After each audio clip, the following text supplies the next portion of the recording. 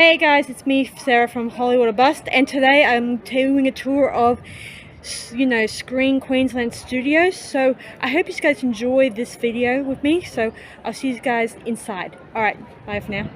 Already introduced myself. I'm the Studio Operations Coordinator for Screen Queensland. So I'm in charge of the day-to-day operations of this facility. This opened up in 2019, and the first project we shot here was Love and Monsters. If you haven't seen that on Netflix, you should. It's amazing. That was the first project they did here. Previously to this, it was Queensland Cotton. So these are actually not a purpose-built studios. This is we've recycled and upcycled them. So we're all about sustainability here. But yeah, let's come on inside. So this is our first one of our warehouses, and this is so right now it's mostly vehicle companies. We have in Queensland we have the largest collection of left-hand drive.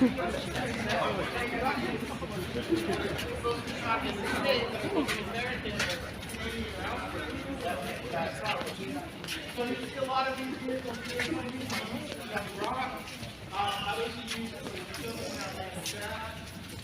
all sorts of different projects that you'll see. The glasses is available for rent if someone is needing it for a project. So here, if you like it, feel free to no, not to take it, but to reach out and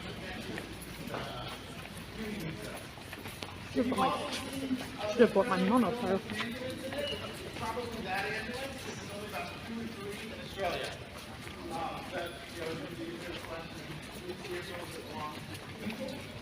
it's called Stop if you know him. But you can see these are what the sheds looked like when we first came in. Polished concrete floors.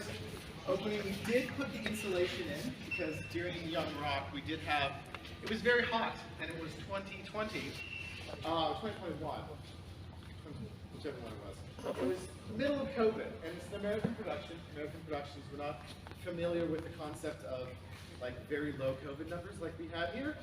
So they had requirements of masks inside, outside, everybody. So we had a lot of construction workers in a shed like this in a Queensland summer wearing masks, and it actually was a big danger. And so, to almost prevent them from having to down tools, we got some emergency funding to get insulation in, get the big ass fans in, and other extraction fans. It keeps it much, much cooler. I mean, it's quite warm in here, but it's not as hot as it is outside. And once you get those fans going, it just, it blows a lot of good things. So let's continue on. Why can't they just turn it on now?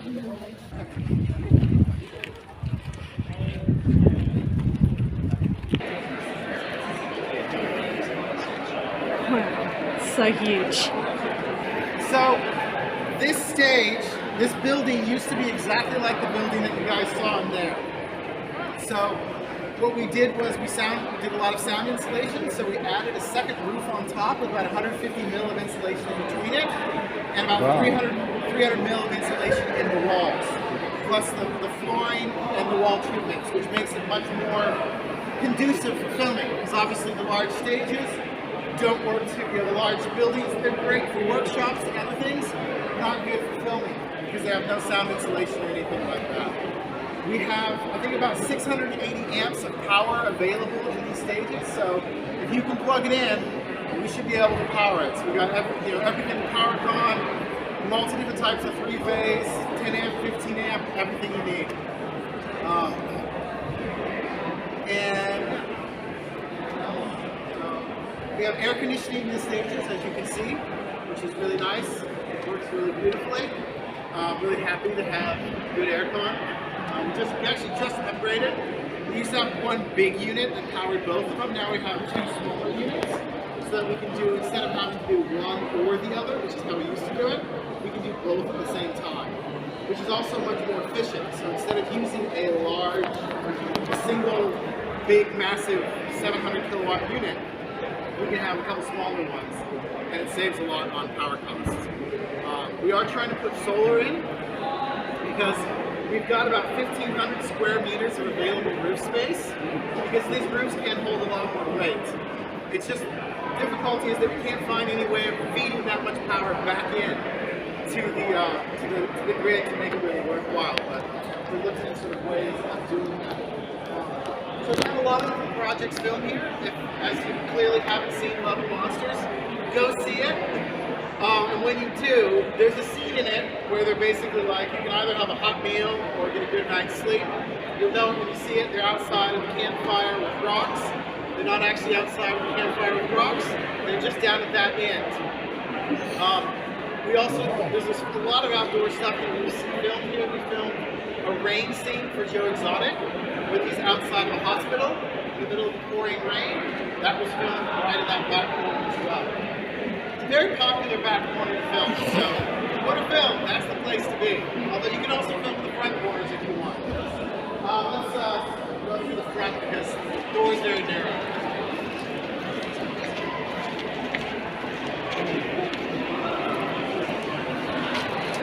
So we also have these 4 demountable office spaces that are available either for individual rent or renting them all together when people take it. Everyone wave and say hi to Kyle in the window from Jaggy Entertainment. But yeah, so we've got, each of them can take around 50 people. There'll be a brief little bit of sprinkles here, so if you melt, run underneath the thing. But yeah, these are great, available to use, because a lot of productions you can never have too many office spaces. So, do we have enough? No. Would I like twice as many? Sure. Do we need twice as many? No. It's realistically enough. So we'll continue on in the back. I'm not going to go into stage E. It's the same as stage D, just a mirror image of it. But it also has a basketball court in the corner. Cool. There is a production filming in there right now, so we're just going to not go inside and bother them. Although, how much would be fun to just traipse through, but I don't think they would like it. It's not a good idea to show it a bunch of other producers like, hey, look, we're going to traipse through your web. So we're going to keep their privacy. But if you do want to look over here, if anyone's seen Baz Luhrmann's Elvis, those are the gates and bus from the Graceland gates to the Luhrmann. We got from production. This is a sort of way obviously they didn't want to keep it, but they also didn't want to destroy it because it's such a cool part of, I think, Queensland filming history. So we're like, go ahead and give it to us and we'll do something with it. Why would they want to get rid of it? Why would they get rid of it? Because it looks so good and you can probably actually put it into a museum. We're trying to. I would love to start a film history museum for Queensland and Australia. It would be great. I know I'd go. Well. There's some exploitation section. Why not? Yes. Yes, Sam. This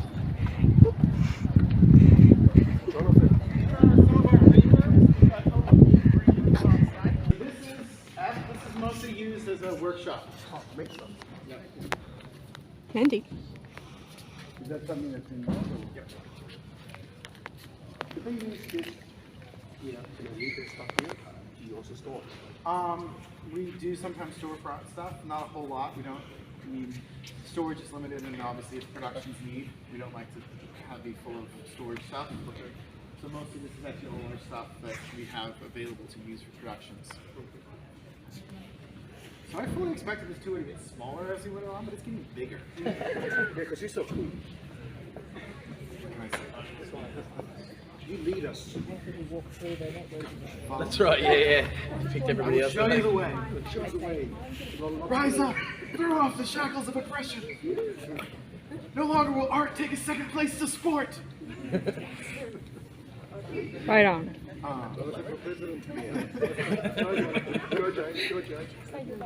Yes. So this is our construction area. I mean, obviously, if someone rents this, you can use it for whatever you want. This tends to be used for construction because we have a spray booth in the back. We've got a construction office, air conditioned, and then also a sort of a break room above, just food, kitchenette area. We also have a whole bunch of tables and desks and bookshelves that were built by production. And most production studios are like, you can't leave anything at all. So construction comes in, build a bunch of tables, bookshelves, put it out for everyone, and then at the end they throw it all out. And next production they build it again, which is very wasteful. It's very annoying. Everybody in the industry hates it, but that's kind of how it is because there are some liability issues and things like that. And we've decided to say, nope, we're going to take that risk because it's more sustainable. So we basically, it also means that people, when they start, instead of taking a week to, you know, build a bunch of desks and everything for everyone, it's already ready to go, and they can start with the production itself. Sweet. So we've done that and had a few upgrades, i.e. the thing, and this was written by a construction coordinator named Bone, if anyone knows him, hence the name Taj Mabone. But yeah, so we try to make it available for any production that's coming through. But yeah, let's go through the front door here.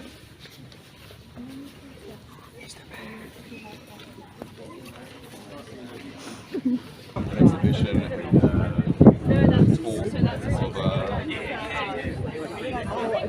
education, adaptation, art, technology, and science. So, coordinating. Yeah. So this is the last one of those spaces. This is in a called B. It's typically used for costume and wardrobe because we've got 3 change rooms that are also air conditioned. That we have here, so people can use. It also gets used for other things as well. Vehicles has been in here. We've had construction done in here. It's whatever it needs to be is done in here. But costuming, because there is a laundry area over there, although we are moving that area to the front so that everyone has access to it.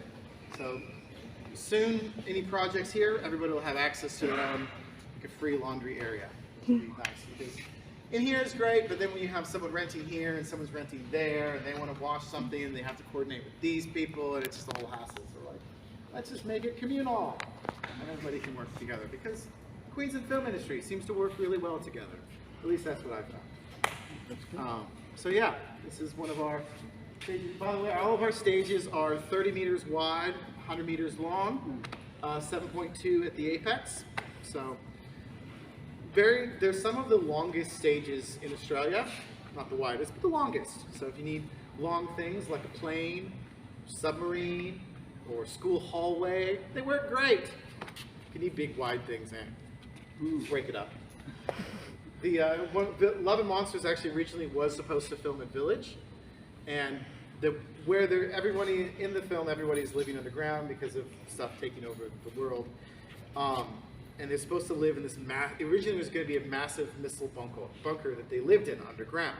So it's just wide open spaces, big, and then they ended up not being able to film at Village, and we don't have the height the Village has, so he had to chop it up a bit. It was Dan Henna, who's won an Oscar for Two Towers, ended up had to cut it up a bit, and he ended up saying, like, actually this worked way better for the project to have it, because if you're underground and you're trapped, you're not going to have a lot of open space. Everybody is going to be on top of everybody else, and everybody's going to be really close into everyone.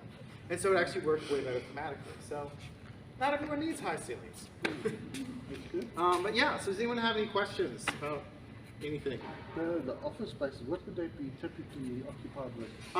We'll typically, this first office here is art department. Yeah. I don't know why, but it is always art department. There's something about it. I've literally had producers come to me and be like, hey, is the art office available? I've got my art department is asking because they want to be there. And I'm like, yeah, actually it is, or it's not. For some reason, there's a very artsy vibe there.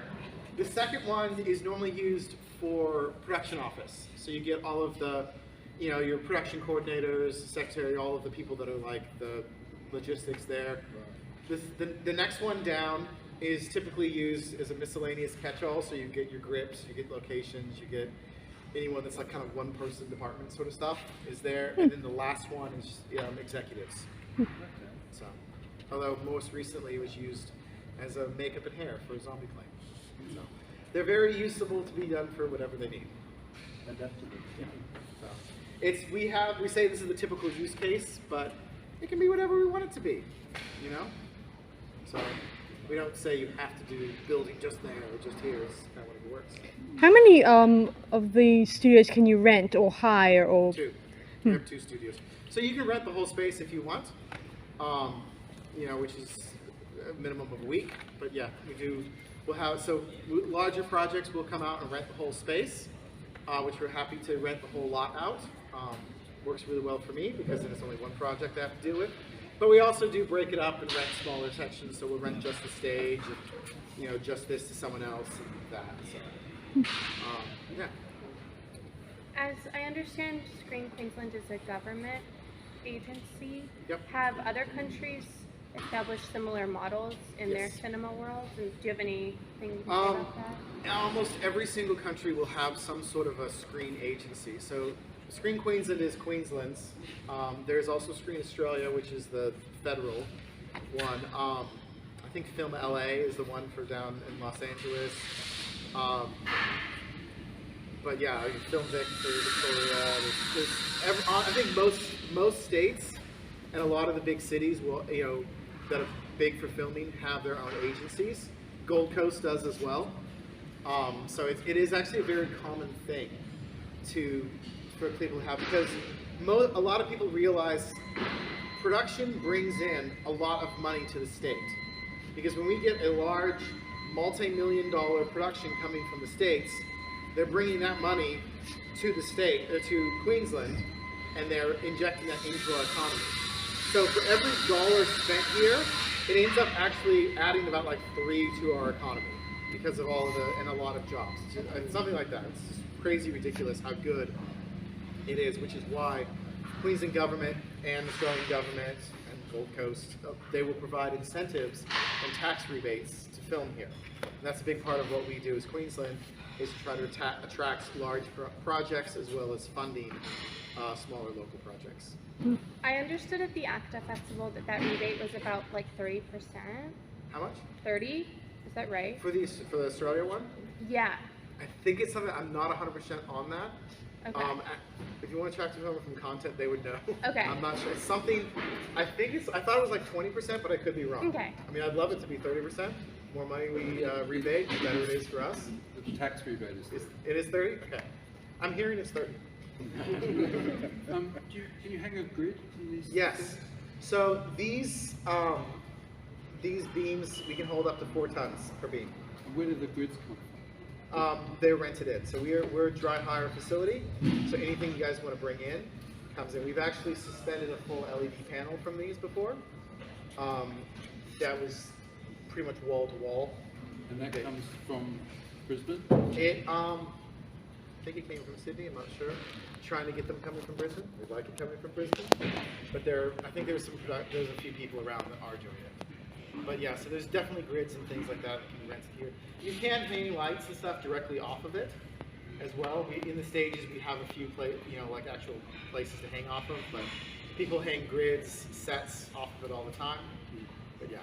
And where do people stay here? Like, where do you put up a crew and cast? It depends on where they're at and what level. A lot of people will go from the Gold Coast and come up. We do have construction often stays. There's literally a hotel, this pub, Queensport Hotel, just next door. It tends to be a bit rougher, so I wouldn't recommend you're above the line there. But construction loves it because they can finish at 4, go to the pub, have a couple, go to walk over next door, go to sleep, walk over in the morning. Right. But we are 20 minutes from downtown from here, so there's all of the great there's a lot of good 4 or 5-star hotels that people will put up with that are quite a reasonable distance away. How long does it take usually to build like sets for feature films? It depends on the complexity of the set. It is, some sets will get built, like over there they built it all yesterday. Other sets, and they're fairly simple. Some sets can take, months to build. It all depends on the complexity of the set. It's really hard to say. A large set that fills the entire thing is going to take longer than 2 flats together. Yeah. Cool. All right. That concludes the tour. Head on out. Walk back up. Thank you very much, Jonathan. Yeah, that's about it for me, guys. I'm going to be heading off too. So that's it from Hollywood Bust, and I'll see you guys in my next video. Bye for now.